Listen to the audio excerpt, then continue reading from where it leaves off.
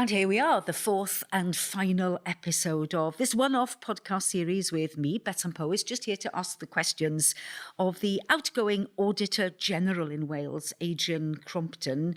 I keep saying outgoing. It's not until next July. Don't wish my life away. There's quite a few months to go before you leave. But, you must be thinking of the future. And so I just wanted to ask you once again, why you wanted to do this. What's it about? Is it about, leaving your mark, getting a few things off your chest? What's been your idea behind the podcast? It's certainly not about getting things off my chest. I have the chance to do that in my job all the time if I really feel the need. But I think it is important, a role like this, just to step back and reflect on all that I've seen and all that our work identifies for us. And the themes that we've explored are quite big picture, high level things. I'm very conscious of that. They're not super specific, but that's kind of the point. I think it's we need to see some fairly fundamental change in our model of public service delivery if it's going to be sustainable for the longer term. And that's why I've pitched it at that kind of level. Listen, you've talked about an awful lot of challenges. We're terribly aware of them as service users in Wales, enormous challenges, really. And from experience of many years that they're not easy to put right. And yet you're quite optimistic, I think, realistic and optimistic in the same measure, perhaps. But I just wondered, given what you know and how you see things and the challenges coming at us, on what you base that optimism. Well, I'd say it's optimism, but I don't think it's easy. Okay. So tempered optimism. Yeah. So where to start, really? Let's step back for a moment and think what we've got going for us. As we discussed, we are a small country. From next year, we've got a legislative parliament in the Senedd, greatly enhanced in its capacity. We have a Welsh government with very significant autonomy and powers legislatively in fiscal terms. We have a public spending budget of fast approaching £30 billion, third of Welsh GDP nearly. So really big financial leverage. And despite all of the workforce challenges and pressures that we've discussed, fundamentally, we've still got a very high quality, well-motivated public service. We're big enough that we can do things on a strategic level. We're small enough that we can get everybody together in a room in Llandrindod Wells, we can bring all the main players together. So those are huge advantages for us to leverage.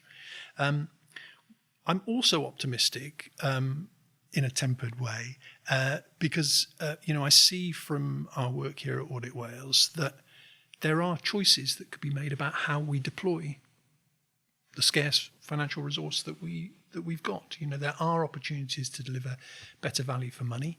There are opportunities to change how we deploy the resources that we've got. Why don't you give a concrete example of that then? Because as you say, this is, these are huge headlines. So is there an example of where you've seen, something work to the benefit of users of the service? So some work that we're just in the middle of right now has looked at the issue of delayed discharges from hospitals. Now, which we hear a lot about. Yeah.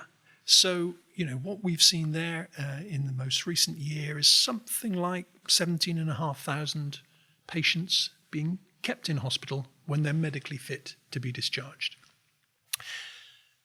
Translate that into financial terms and the capacity and the bed space and the resource that those people are then consuming. And it's something like £185 million in a single year. So that's £185 million that we're spending on keeping people in hospital who don't need to be there. Now, one of the reasons that they're kept in hospital is because we don't have the social care capacity or the community care facilities to allow them to exit. So we have choices. If we can deploy that sort of resource in a different space, in a different way, we can ideally deliver services more efficiently, certainly more effectively for those patients, and at the same time, perhaps unlock the system so that tracks all the way back to people waiting for access to A&E units sitting in ambulances. It's all part of the same issue of flow through the system.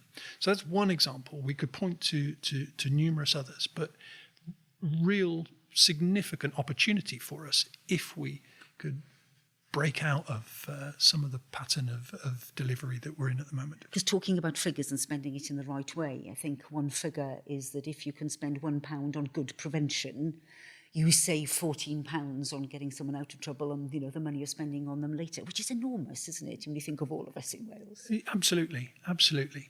And, I think that 1 to 14 ratio is from our colleagues in Public Health Wales. We've seen other examples through our own work. It's a few years old now, but we did a study 4 or 5 years ago, which looked at rough sleeping in Wales.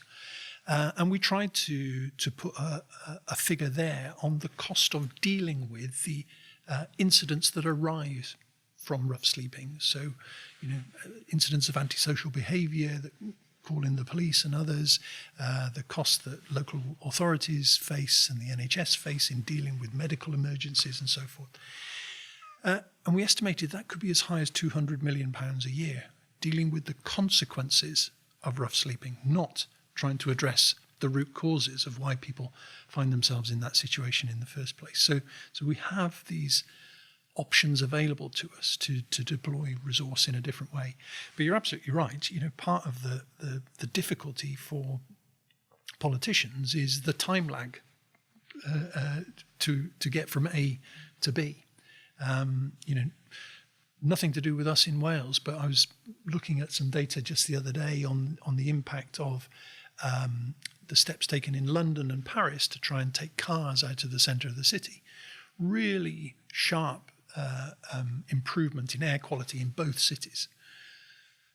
But you only have to think about how unpopular those measures are, how difficult those measures will have been to implement, and how actually the real benefits in terms of improved health outcomes, quality of life and so forth are even further down the track before we start to see those coming to fruition. So listen, next May there'll be an election. We'll have a Senedd that looks and feels different. We may well have a government, it looks like it, that might well feel and sound quite different. So as an Auditor General, you'll be staying out of the politics, but you will be dealing with whoever's there after May. So whoever they may be, what's your message at the end of our final episode 4 of this podcast run?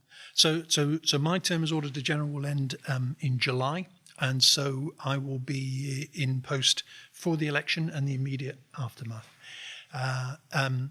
What would my message be? Before this role, you and I knew each other when I worked in the Senedd. And so I know firsthand, the arguments that have been deployed over the years for the expansion in the Senedd. And one of the principal ones was to strengthen the scrutiny capacity and role in the institution. So I really hope that is what we will see after the next election, because that change has been hard fought for over a long period of time. It would be easy to squander it, and if it's squandered, I fear it will feed into that diminution of trust and confidence that we've spoken about already. One of the ways to do that, I hope, will be to listen to some of the messages that I've tried to set out here. I'm not naive enough to think that this will be taken lock, stock and barrel as the manifesto for whoever's in the Bay or in the government. But I hope some of this will resonate, and there will be a serious attempt to try to address some of the sort of transformation changes that I laid out and I think are necessary. Well, Adrian Crompton, there's a saying in Welsh, sawl sy â chlyst i wrando gwrandawed. It means those who have ears, use them to listen. And we hope you have listened and enjoyed to our 4 episodes of this podcast, and I've heard a lot that you will remember and make note of. I've certainly learnt a lot, and I've very much enjoyed seeing that brain that's been at work behind the scenes in Welsh political life for very many years, put to work on something so interesting and so important for all of us in Wales. So we hope you've enjoyed the podcast. Adrian, Crompton, I think eventually, and I certainly enjoyed the podcast. So thank you for listening, and thank you, Adrian, and good luck of your final few months in office. Diolch yn fawr iawn. Diolch am wrando ar y bennod hon o bodlediad y Gyfnewidfa. Peidiwch ag anghofio dan ysgrifio i'r sianel i sicrhau na fyddwch yn colli unrhyw benodau yn y dyfodol. Ac os gennych unrhyw gwestiynau neu sylwadau, byddem wrth ein bodd yn clywed gennych. Am ragor o wybodaeth am unrhyw un o'r pynciau drafodwyd yn y bennod hon, ewch i'r disgrifiad neu ewch i'n gwefan archwilio.cymru. Thanks for tuning into this episode of the Exchange podcast. Don't forget to subscribe to our channel to make sure you don't miss future episodes. And if you have any questions or thoughts, we'd love to hear from you. For more information about any of the topics discussed in this episode, check the description or visit our website at audit.wales.